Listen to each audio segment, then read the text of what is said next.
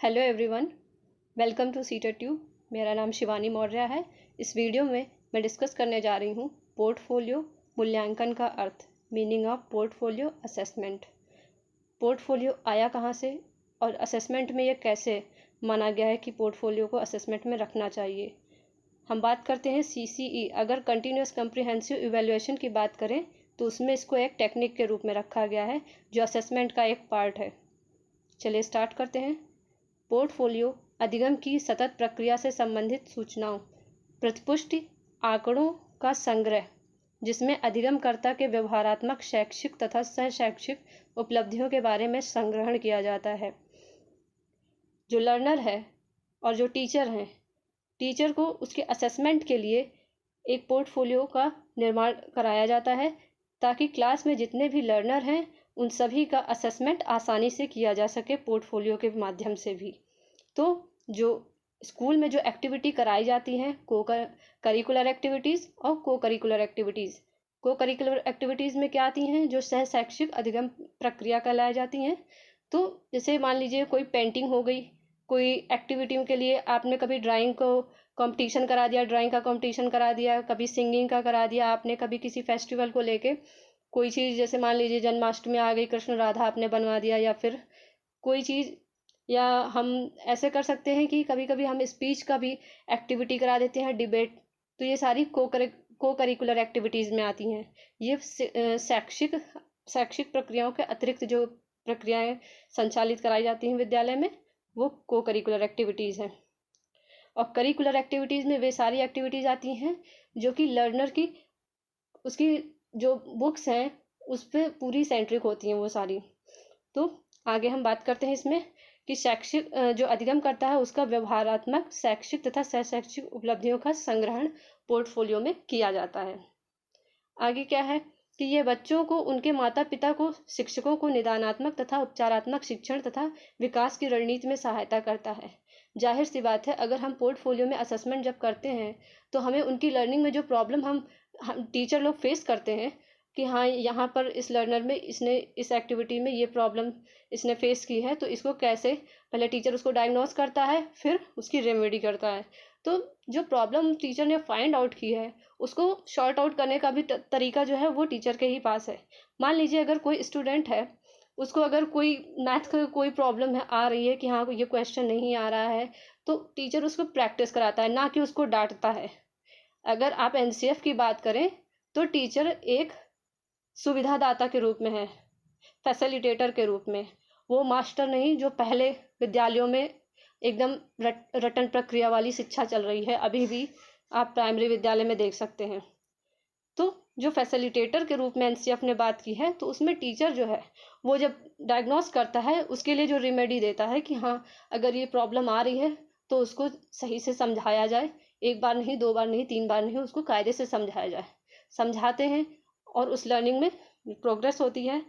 फिर लर्नर उस चीज़ को समझ जाता है कि हाँ, यहाँ पे ये फॉर्मूला ऐसे अप्लाई होगा, ये चीज़ ऐसे होगी, तो वो उस प्रॉब्लम का सल्यूशन फाइंड आउट कर लेता है। आगे क्या कहता है कि यह प्राथमिक स्तर पर शिक्षार्थियों का आकलन करने का सर्वश्रेष्ठ तरीका है। जो पोर्टफोलियो है, ये सबसे ज़्यादा, जो अगर हम देखें कि हाँ ये सबसे फ़ायदेमंद किस लेवल पे है, तो ये प्राइमरी लेवल पे है, 1st to 5th पे। और इसमें बच्चे के संपूर्ण वृद्धि तथा विकास का आकलन होता है। उसके वृद्धि और विकास का जो भी आकलन है वो उसकी लर्निंग का यहाँ पे इंक्लूड किया गया है कि मतलब उसने किसी चीज़ में क्या ग्रोथ की है या उसका क्या डेवलपमेंट हुआ है किसी पर्टिकुलर एक्टिविटीज़ को लेके, या फिर उस कोई एक्टिविटी कराई गई है तो उसमें उसकी क्या कंडीशन थी पहले या अब क्या है। या मान लीजिए कोई डिबेट कराई गई थी, बहुत अच्छा आप नहीं बोल पाए, लेकिन अगली बार जो डिबेट हुई उसमें आपने बहुत अच्छा प्रदर्शन कर दिया। तो कुछ चीज़ें क्लास में जब इंगेजमेंट होती है इस तरीके से लर्नर के पीयर ग्रुप में, तो फिर जो बच्चा एकदम दुबक के भी रहता है वो भी सही से बोलने लगता है। तो ये सारी जो को करिकुलर एक्टिविटीज़ हैं ये बहुत अच्छा रोल प्ले करती हैं क्लासरूम में। Next slide. पोर्टफोलियो मूल्यांकन की आवश्यकता, नीड ऑफ पोर्टफोलियो असेसमेंट।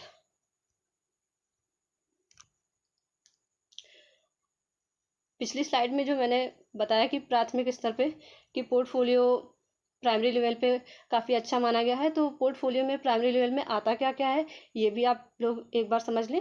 बच्चे द्वारा बनाए गए जो चित्र होते हैं वो सभी इंक्लूड किए जाते हैं। जैसे कोई एक्टिविटी कराई गई कि हाँ आज आपको ये बनाना है, मैंगो मैंगो बनवाने के लिए कह दिया गया, या फिर इंडिया इंडिया का मैप बनाने को कह दिया गया है, या फिर फ्लैग बनाने को कह दिया गया, या लोटस, कुछ भी चीज़ बनवा सकता है teacher.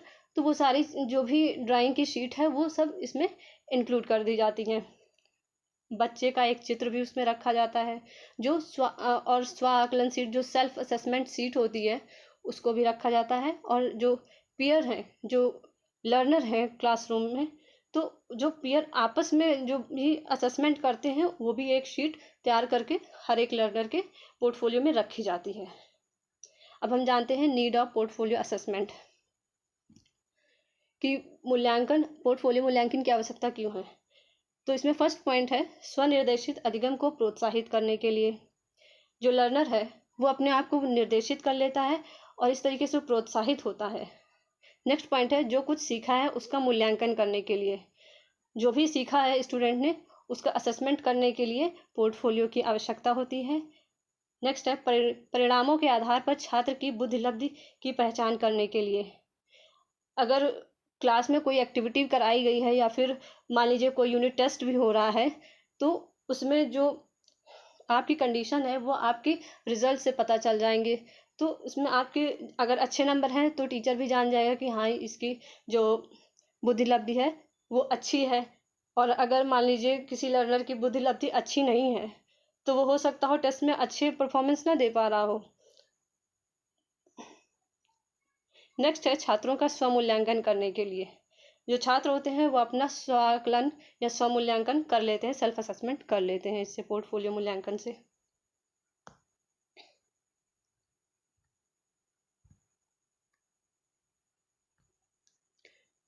M of portfolio assessment, portfolio मूल्यांकन के उद्देश्य, जिसमें फर्स्ट पॉइंट है शैक्षिक वृद्धि तथा विकास।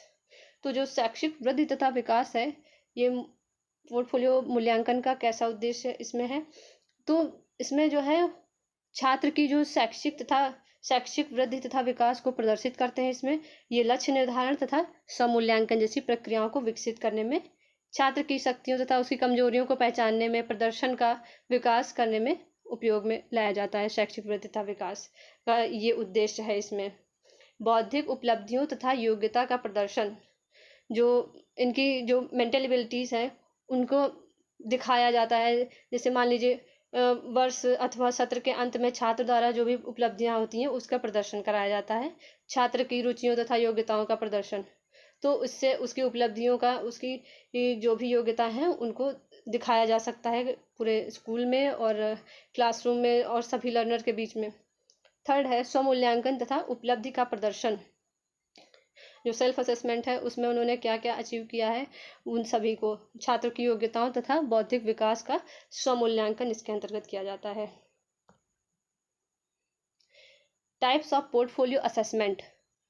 पोर्टफोलियो मूल्यांकन दो प्रकार के होते हैं, जिसमें फर्स्ट है प्रक्रियात्मक पोर्टफोलियो, जिसको प्रोसेस पोर्टफोलियो हम कहते हैं। Process portfolio. नेक्स्ट है उत्पादक portfolio, product portfolio. Product portfolio क्या होता है और प्रोसेस पोर्टफोलियो क्या होता है, पहले मैं डिस्कस करती हूँ प्रोसेस पोर्टफोलियो क्या है। जो प्रोसेस पोर्टफोलियो, इसको क्लासरूम में टीचर लोग यूज़ करते हैं, लेकिन जो उत्पादक पोर्टफोलियो है ये क्लासरूम में नहीं, इसको इंक्लूड नहीं किया गया है, स्कूल लेवल पे नहीं इंक्लूड किया गया है। इसमें क्या है, छात्र की जो प्रोसेस पोर्टफोलियो है इसके अंतर्गत छात्र की शैक्षिक अधिगम अवस्थाओं तथा छात्र के विकास की प्रगतिपूर्ण उसके रिकॉर्ड को प्रदर्शित किया जाता है। जो अध्यापक होते हैं और जो अध्यापक छात्रों का मूल्यांकन करने के लिए इस प्रकार के पोर्टफोलियो का उपयोग किया जाता है। और प्रक्रियात्मक पोर्टफोलियो द्वारा अध्यापक छात्रों के अधिगम और उसके जो विकास के धीरे धीरे जो भी प्रक्रिया चल रही है उसको वो इवेलुएट कर पाते हैं टीचर्स लोग। इसमें अध्यापकों द्वारा छात्र की प्रगति का पूर्ण रिकॉर्ड रखा जाता है टीचर के द्वारा इस पोर्टफोलियो में, प्रोसेस पोर्टफोलियो में।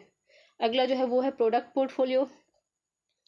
प्रोडक्ट पोर्टफोलियो जो उत्पादक पोर्टफोलियो है, इसमें छात्र के द्वारा किए गए सबसे अच्छे कार्य, अधिगम तथा सीखे हुए उसके पाठ्यक्रम पर अत्यधिक जिसमें वो कुशल रहा है उसका मूल्यांकन, उसकी जो कुशलता है उसका मूल्यांकन तो किया जाता है, पर इस प्रकार के मूल्यांकन में छात्र सदैव अच्छा प्रदर्शन नहीं कर पाते हैं, अतः वे असफल भी कई बार हो जाते हैं इसमें इस तरीके से। तो इस प्रकार छात्रों का मूल्यांकन करना कठिन होता है तथा विद्यालयों में हम लोग इस तरीके के प्रोडक्ट पोर्टफोलियो को उपयोग में नहीं लाया जाता है। जब भी पूछा जाए कि विद्यालय में कौन से पोर्टफोलियो का उपयोग किया जाता है, तो हमेशा याद रखना है प्रोसेस पोर्टफोलियो का।